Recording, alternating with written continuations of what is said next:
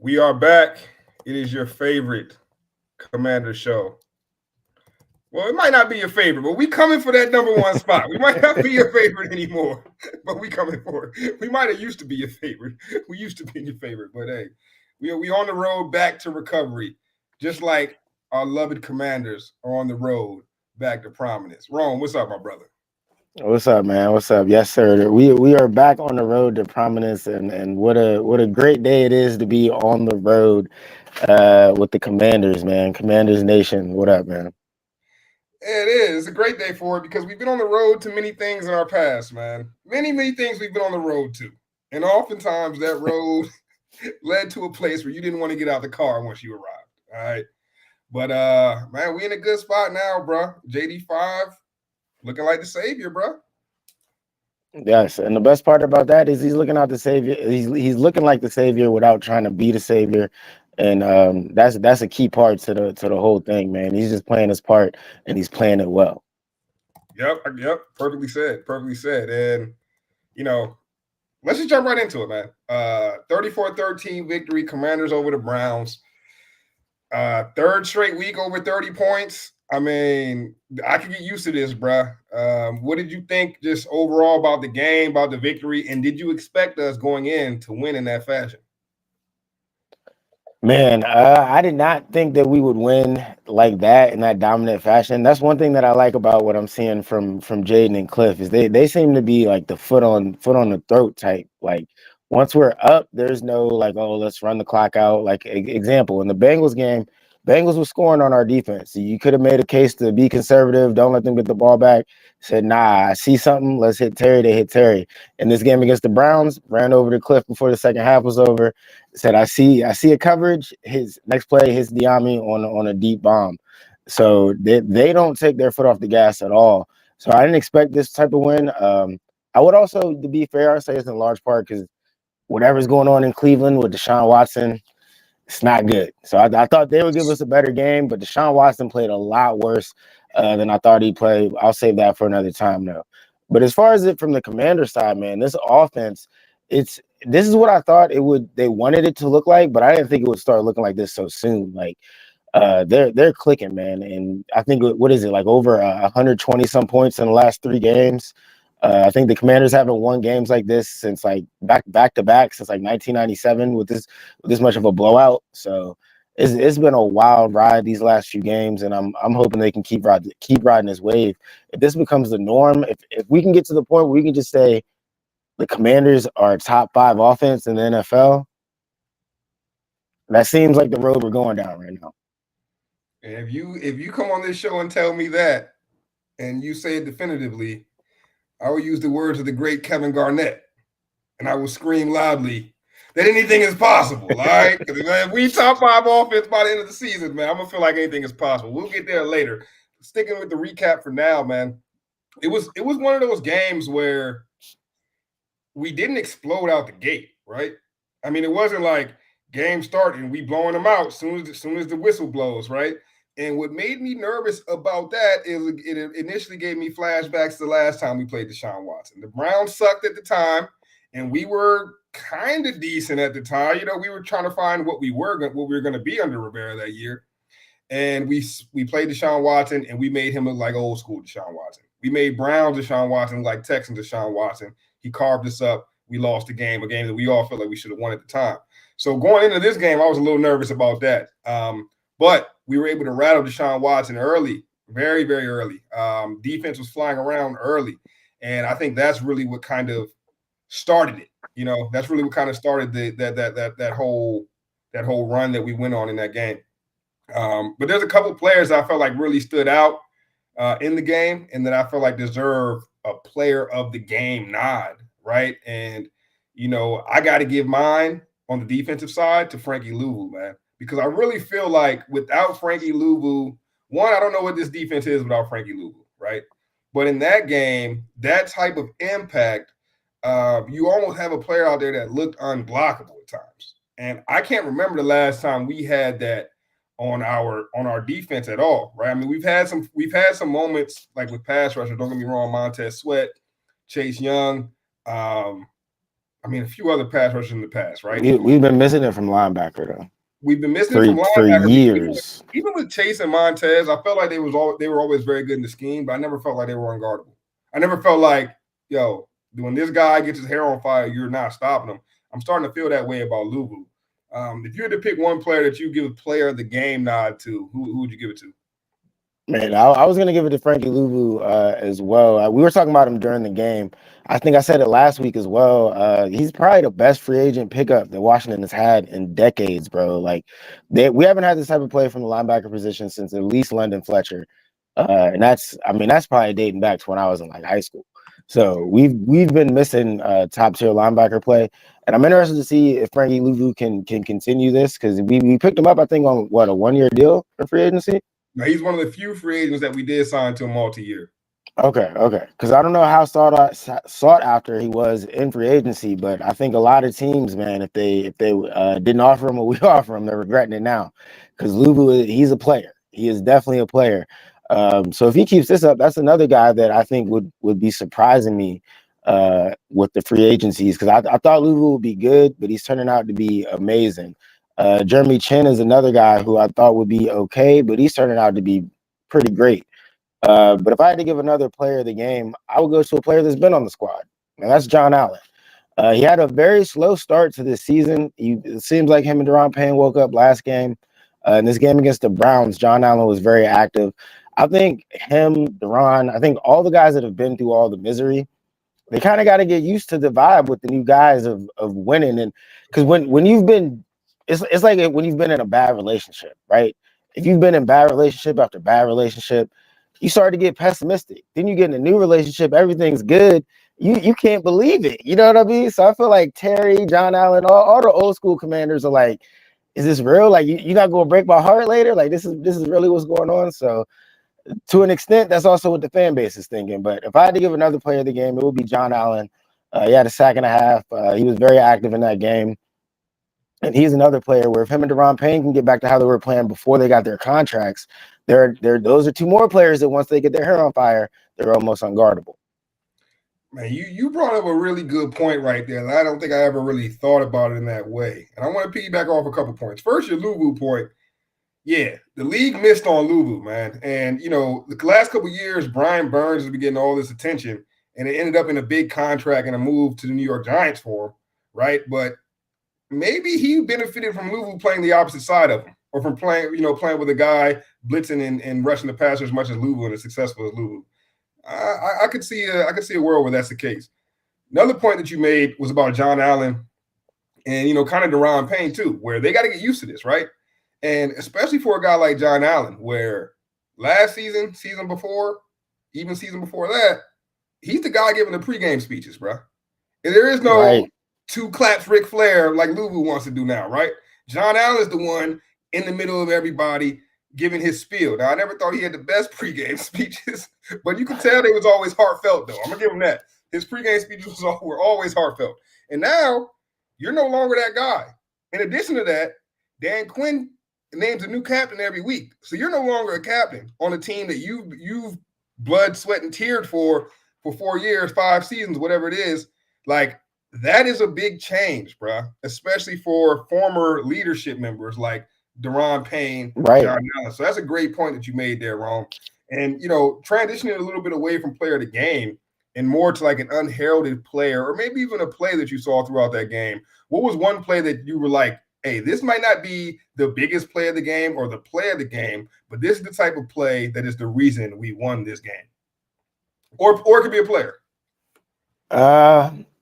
Man, there's probably a couple of them because I was watching some of the all 22 earlier on Jaden, and really, man, there's like 2 or 3 of them. The biggest one that stands out is probably the big 34-yard gain that everybody remembers, the big highlight play.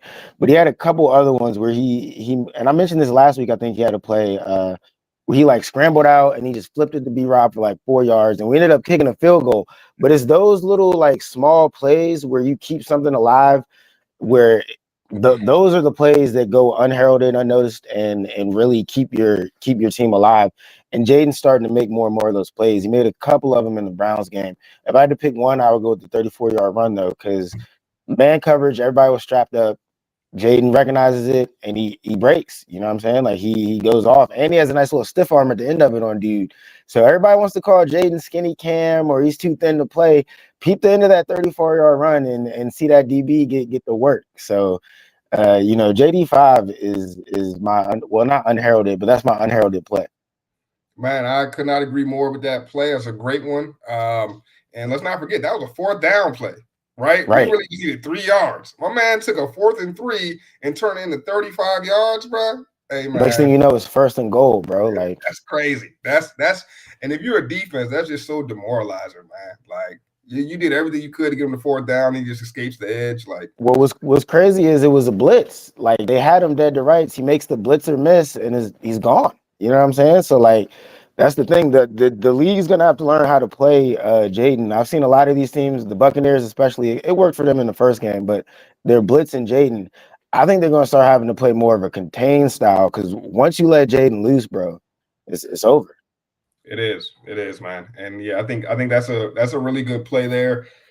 If I had to think, there's a couple other plays, few other plays that come to mind when I think about these unheralded plays, these unheralded players that really show not only like the reason we won, but really start to show a character development for the team. First play I want to focus on was Austin Eckler's first run. Austin Eckler's been a godsend, and don't get me wrong, hey, Jeremy Nichols behind him playing about just as good, for real.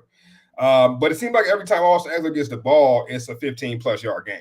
And he had one of those Facts. early. He had one of those early in the game, off a screen pass. I believe it was a screen pass at the time, and he takes it and he's gone. He's gone, man. And he's in the open field with one dude, gives him the ooh-wop, makes him miss, goes back to the middle of the field, makes the dude miss, and it almost looked like that Eckler might take that to the house. But I needed that last one. second he gets caught. He gets caught. I believe it was Owusu Karamoa catches him from behind and gets him with the peanut punch and punches the ball out. Bruh. Olamide Zacchaeus. Olamide Zacchaeus. I always get my man. Olamide Zacchaeus out of nowhere, bruh. Hopped on it quick. Hops on the fumble. But it's like, yo, if you check out the all 22 of that play, Yeah. Olamide Zacchaeus was the wide receiver opposite side of the field running a fake bubble screen. He could have been out of the play and just watched it. He didn't have to run up and stay in the play. Like his job in the play was really done.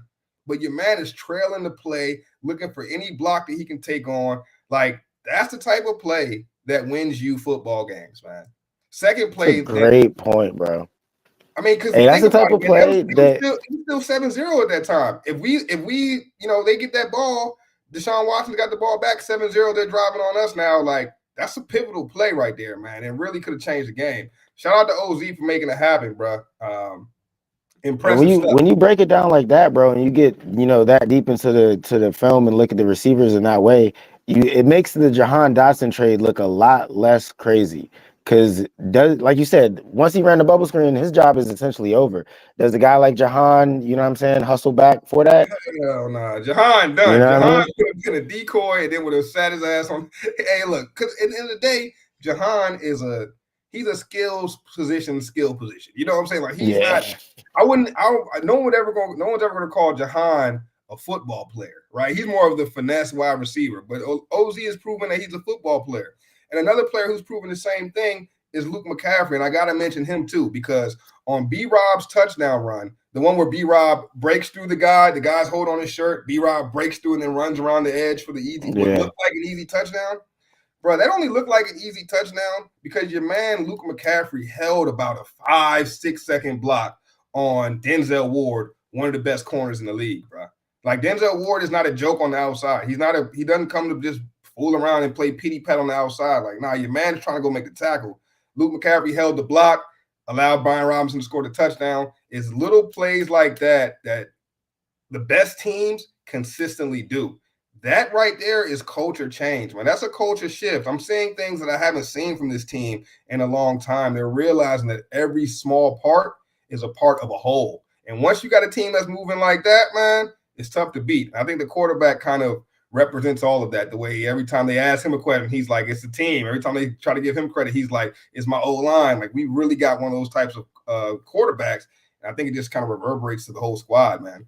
So shout out to the Yeah. unheralded players and plays, man. Because without them, bro, You just don't know it. Maybe it's not 34-13, and maybe it's 21-13 in a close game without plays like that consistently. And then it's No, great. yeah, if that could have been a whole turnover that Zacchaeus saved. So that's a huge play.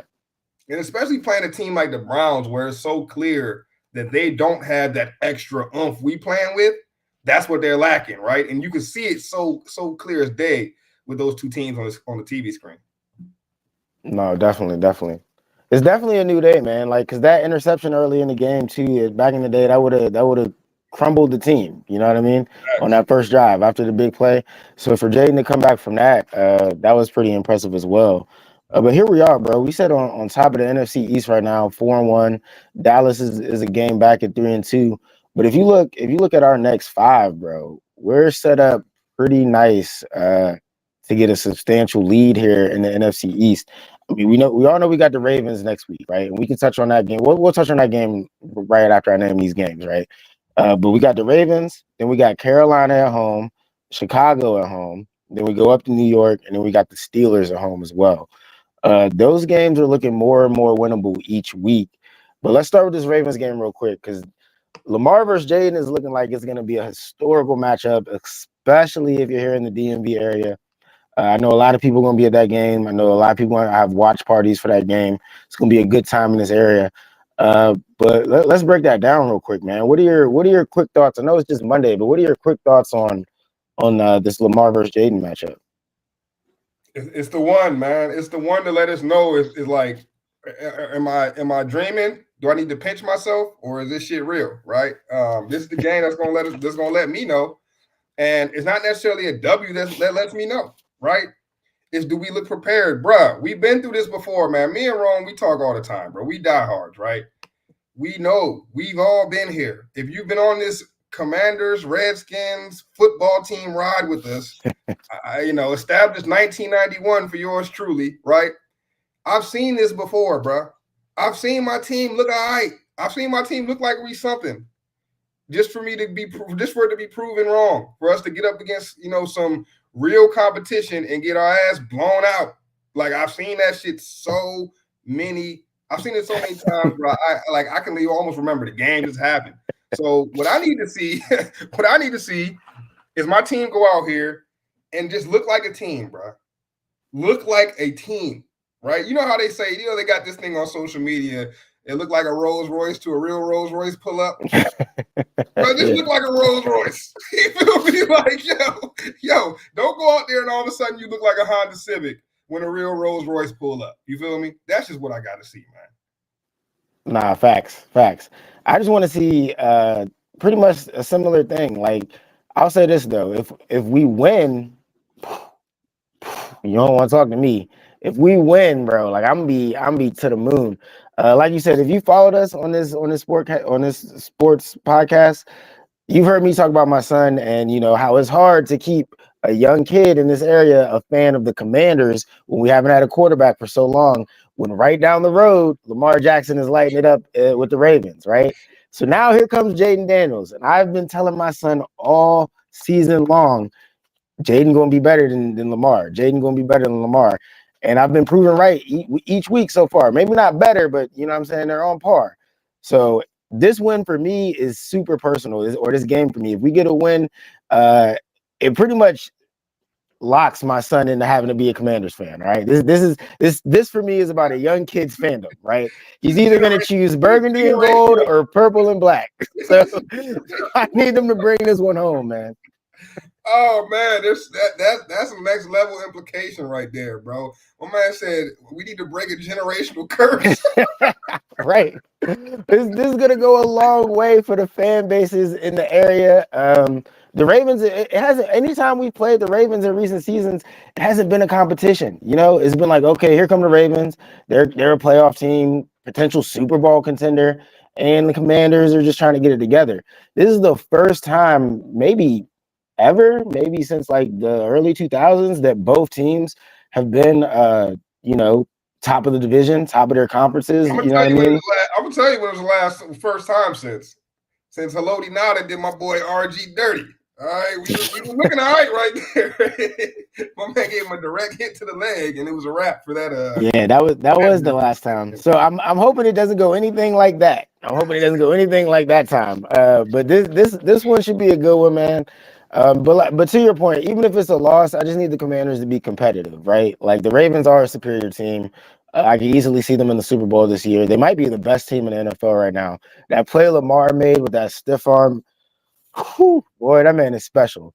So I just got to say to all the Commanders fans out there, just remember when we watch this game on Sunday, the Ravens and Lamar are what the Commanders are trying to get to, right? We're a work in progress to what they already basically are. You know what I'm saying? So we need to get to that level. And one thing that they have that we haven't even talked about, we don't have too much time, is Derrick Henry. So it's not like we're just playing Lamar Jackson. Like we're going up against possibly one of the greatest running backs of all time as well. So it's an uphill battle. So as long as it's a competitive game and not a blowout, I'm good. I'm with you there, man. And before we really got into the recap and all this some other stuff, like we kind of spoke about how will we know when this is real, right? Like we've been through this so many times as fans. If you're a Commanders fan, this is not our first time here, right? We've been here before. But how do we know when or if this one is real? Because we was talking pre-show, Rome's getting excited. I'm getting excited, but I'm like forcing myself not to be outwardly positive about none of this shit. Like, you know what I'm saying? Like I'm outwardly pessimistic to shield and protect myself, from the years of heartache I've experienced. So my question for you, Rome, and I also, this is a question for the listening audience as well. How do we know when this shit is real? How do we know when what we have with Jaden, Cliff Kingsbury, Frankie Louvu on the defensive side, Joe Witt Jr. finally figuring out, like, looking like, figured it out. Like, how do we know when this shit is real? Or should I, Rome, keep myself shielded for the foreseeable future? Hey man, I'll tell you this: if we win against the Ravens in Baltimore, then you know it's real. If we beat a potential Super Bowl contender next Sunday, then that's when all fans across Commanders Nation can just completely buy in. If we get this W this week, if we look competitive but we take the L, I would say you can still buy in, man. I would say you can still buy in. It's probably still not too early. Jaden Daniels has checked every box every time. I know it's hard for Commanders fans to do. I talk to Commanders fans at work, out in public when I see them. Everybody's a little nervous, a little hesitant, but we all see it. Jaden's the real deal, and I know we've been here with RG before, so it's definitely hard for Commanders fans to buy in for something like this. But I think you can buy in right now. But if we beat the Ravens next week, it should be no question. Yep. I think I'm with you there. I, if it's a win like the win versus the Giants, right, where Justin Tucker gets hurt in the first quarter, so they can't kick no field goals, so that's why we get the W, right? Or if it's something fluky happens, I may not feel that yet. I'm bought in, but I'm like I'm forcing myself not to get too excited, right? And I feel like the moment where I can really let all my excitement out will come when week in and week out we're the exact same team, right? And I think that's been the problem for so many Commanders fans for so many years, bro. Like one week, damn, we look all right. The next week we lose by 30. The next week, close game that comes down to a field goal. The next week we win by 10. Like, yo, just show me the same team over and over and over and over again. And I don't think for me that can really happen until probably about 7, 8 games, about midway through the season, where I can say, all right, this is a large enough sample size that I believe that this is the team we have. Right now, I'm trying to force myself to believe that this team is exactly what we have. You know what I'm saying? 7, 8 game sample size, and we can show that we're the same team week in, week out. I think I'll allow myself, because right now I'm super excited, but I'll allow myself to be outwardly excited if we can get to that point. Nah, that's a smart take. That's a smart take, and I think that's the next chunk of games. Really, that's what we're talking about. The next five, because once we're at that point, then you'll have a big enough sample size to really know. But I see them winning at least three of those next five. I could see us 7-2 at the halfway point, 9 weeks into the season. 7-2, you basically guarantee yourself 10 wins to 7-2. Um, So we can get to 7-2. I'll be a happy man, bro. I think I predicted 9 wins beginning of the season. 7-2, bro. Yeah, my 9 win predictions got to go out the window. I'm gonna be looking more like 12 wins when we get to 7-2. Yeah, I was right there at 9 wins too. We'll see how it goes when we get to these division games too. I think the Cowboys and the Eagles will still give us a run for our money, but we'll see what happens November will be a tough run, but they're setting themselves up for success right now. But what do you outside of this season? Because when we all came into this season, we weren't expecting this, right? We weren't expecting potentially winning the East right away. It was on the table, but it wasn't expected.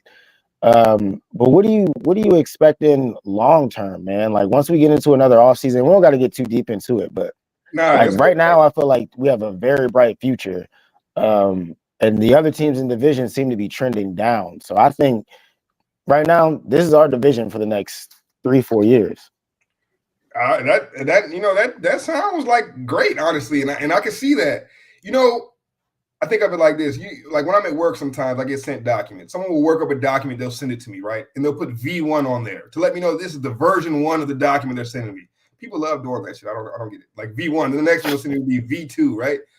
And what I've accepted is this is V1 of Adam Peters' Commanders, right? And in V1, he was able to get his franchise quarterback, and he knew that going in. He probably knew he believed in Jaden Daniels, but he took the position of not trying to build all around on Commanders V1. Like he didn't try to prop up the team, to the next level in the V1, and I respect that because he wanted to see exactly what he had, right? I think we're getting a good idea of what the V1 is. And when I think about the future of the Commanders now, I start thinking of a guy like Adam Peters who's helped identify players like Deebo Samuel, right? Who's helped identify players like Jawan Jennings, right? Help identify players like George Kittle, right? I start thinking of this guy, okay, what happens next year when he's able to actually build around Jaden, right? Because this year he just kind of filled in the missing pieces of the team. It didn't specifically build around Jaden himself, right? Because he couldn't be sure that it would be Jaden, right? So next year, when we get the V2 of Adam Peters' Commanders, and he's actually started to put in pieces around his quarterback strengths, I'm very, very excited to see what that looks like, right? Because we knew what Jaden's strengths were in college, right? And now I think his strengths have translated for the most part, but we're also seeing other strengths develop in the NFL, right? And how do you build around these other strengths that are developing in the NFL, right? And that's the part I'm really, really excited for. Is the V2 because we see what he did with V1, and it wasn't like let's build a crazy great offense in V1. It was like, nah, let's build a solid team across the board. Now that we've got that accomplished, let's start filling in the pieces and let's start matching these pieces to what our quarterback does well. It could be a wild ride, bro. It very well could, man, and I'm excited for it. I'm super excited for next week. But win, lose, or draw, we'll definitely be here next Monday with another pod. You got anything else you want to get into before we get out of here? Just that I'm gonna be at the game, man. I ordered my ordered a new jersey last week just to wear to this Ravens game. I got me a Sean Taylor. Always needed a Sean Taylor jersey. Nice. Cop one of those, and Fanatics having a nice little sale right now, just in case you're interested. But yeah, grab that. So I'm gonna be at the game, man. I'm gonna be front and center. Y'all know how I do at these games, man. I'm gonna be Redskin Commanders down, head to toe. They're gonna hear it from me. They're gonna hear it from me in Baltimore. Hey, well, be safe out there, man. Fans get a little crazy. They might get a little mad too once Jaden started running up and down on them. I know, and that's one more thing I want to say before we do get out of here. It seems like a lot of other fan bases got a lot to say about Jaden and a lot of hate. Like the Bears fan base, man, they're real mad at Jaden. I don't get it. Like I like Caleb Williams. I think he'll still be all right. Don't be mad at Jaden because he was a little bit more pro ready. Hey, bro, you got to listen. You don't think the Panthers are mad at CJ Stroud? You don't think Panthers fans hate CJ Stroud? Of course they do. Of course, this is what happens when you're wrong. All right, this is what happens when you're wrong. Your sense of you're upset about being wrong turned into hate for the person that was right. You know what I'm saying? It is what it is. It comes with the territory. The more hate, the better. Hey, Rome, we got to start embracing the hate, man. See, that's the thing. We're not used to getting hate. Like I gotta. In fact, my boss, right? Great dude. This guy's an Eagles fan, right? They win a couple weeks ago. He's like, yeah, we won, but I wasn't that impressed. I wasn't that happy with it. It made me realize, like, this guy's just so used to winning. A win does nothing for him. When we beat the Giants, that ugly ass win, when they had I was hyped. You think I felt any different than how I felt yesterday? I was hyped, yeah. A win is a win to me, baby. Yeah. A win is a win, man. So let them stay mad. The more anger we see, the more we're doing something right. Nah, that's facts, man. Hey, man, well, good stuff today, Rome. You guys know we'll be back with you next week. We'll give you a recap of the game just like we did today, and hopefully next week we can get in some pregame stuff before post game, man. Maybe get some pregame content out next week. Thank y'all for tuning in. And y'all know how we end each and every show. Hail to the Hail to culture. the culture.